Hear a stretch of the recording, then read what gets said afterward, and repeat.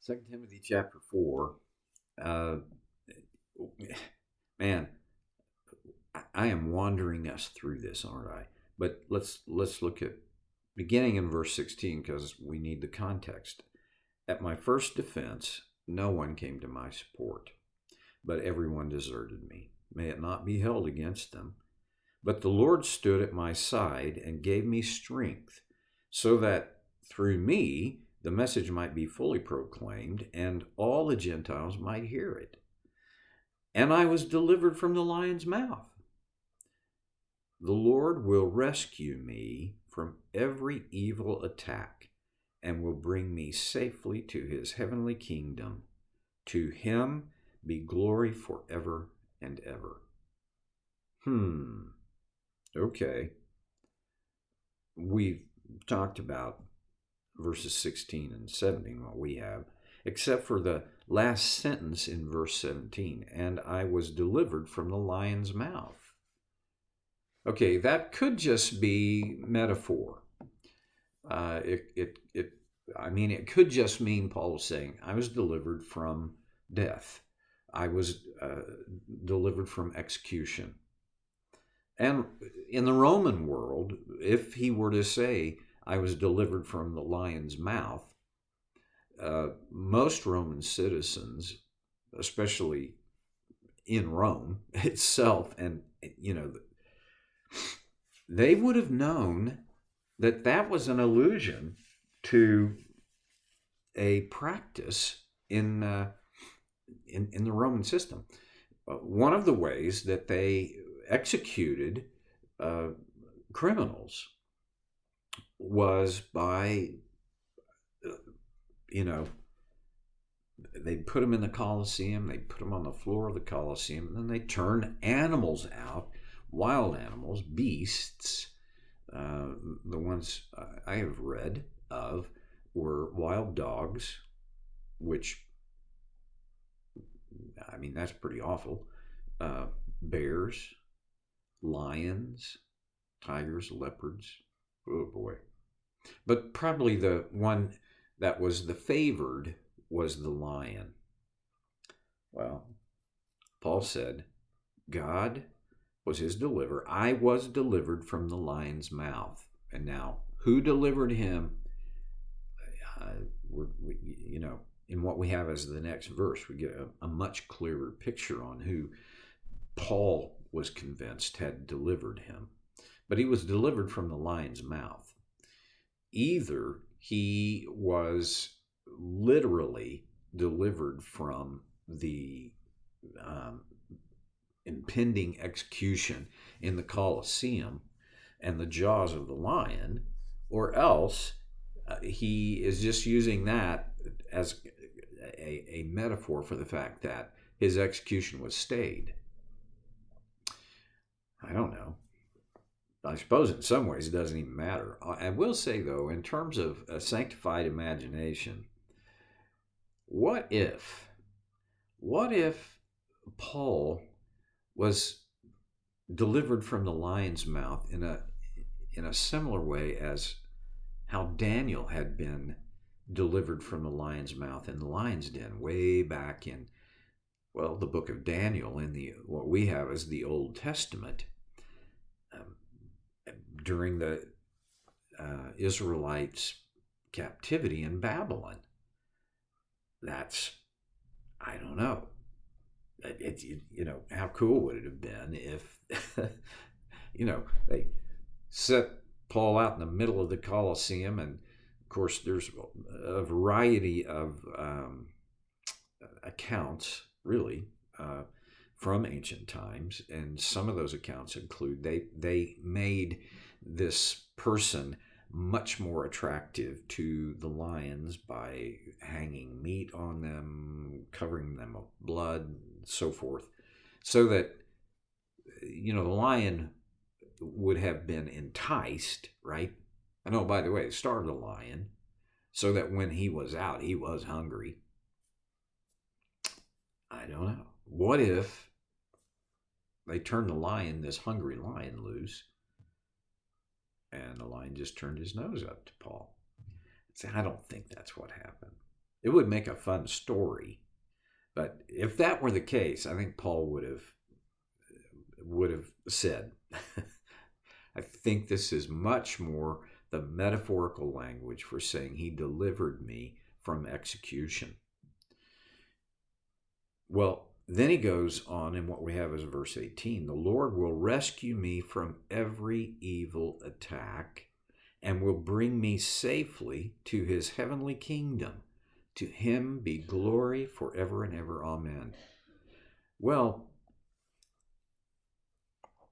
this, I don't know what to make of verse 18, the first part. The Lord will rescue me from every evil attack. Right, let's reflect on what we know of Paul's biography up to this point. If you combine the narrative from Luke in what he wrote in the book of the Acts of the Apostles, and oh, by the way, this is pretty interesting because Luke was an intimate traveling companion of Paul. We've already talked about how Paul talks about him in this letter. But anyway, you look at the narrative of Paul, of this, how the church expanded into the world, and Paul's a number one player in that whole thing. And then you look at what he writes to the Corinthians about his experience, and in other places in his letters talks about things like he was stoned and left for dead.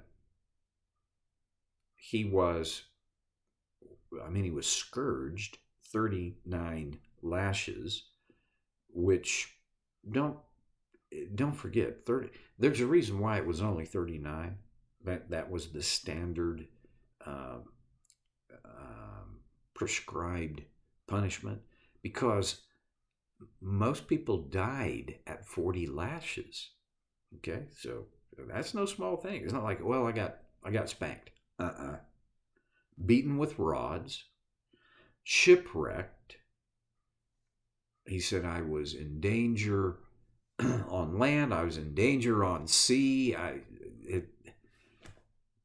His life was full of not just inconvenience. His life was full of trouble. I mean, big capital T, and that rhymes with P, and that stands for pool, right? Okay. And yet God delivered him from all of those. But let's be realistic here. He delivered him, but he didn't withhold the pain, the sorrow, the struggle, the trouble. But in a sense, it's like God permitted these evil things to happen to Paul, but he delivered him out of them, not before the suffering, but he carried him through the suffering. Now, let's think about that for us. It may be that some of us will encounter the kind of suffering and persecution that Paul did when he talks about evil attack. It is less likely that for us it will be a literal physical attack, but it could be. It's more likely that for us it will be something, less frontal and less, what we think of initially and normally when we think about persecution and evil attacks. But all of us are going to experience hard times. That's life, right? I don't know anybody that just skips and dances through life. It's all rainbows and unicorns and Skittles for breakfast. No, it doesn't work that way. Everybody is going to experience trouble. That's really, if you want to do like a thumbnail sketch of the curse as a result of Adam and Eve's uh,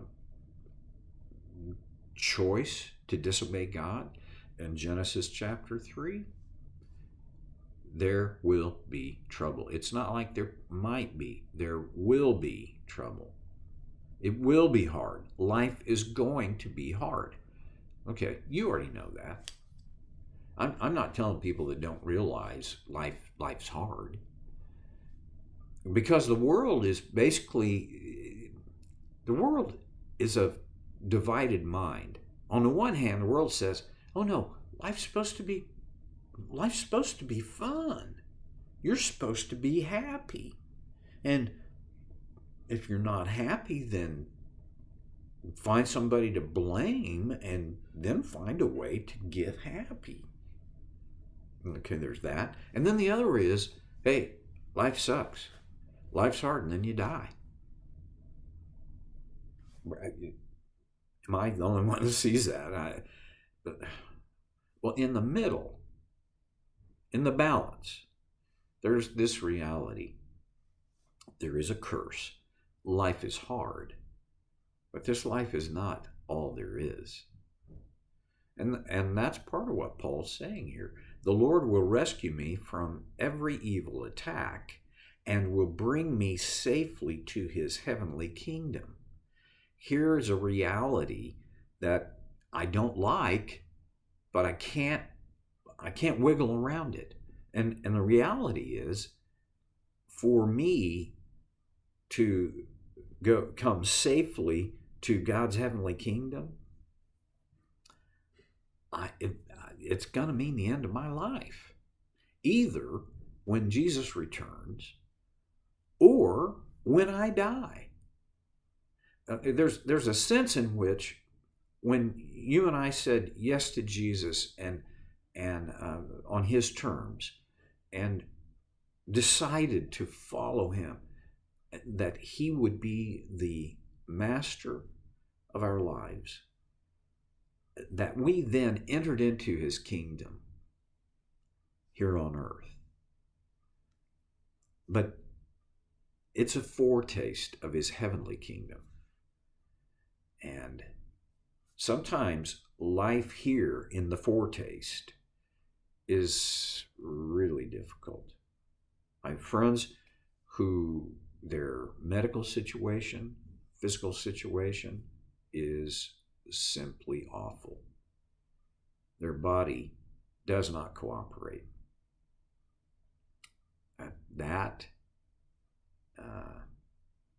Well, I don't have a good answer for why that happens.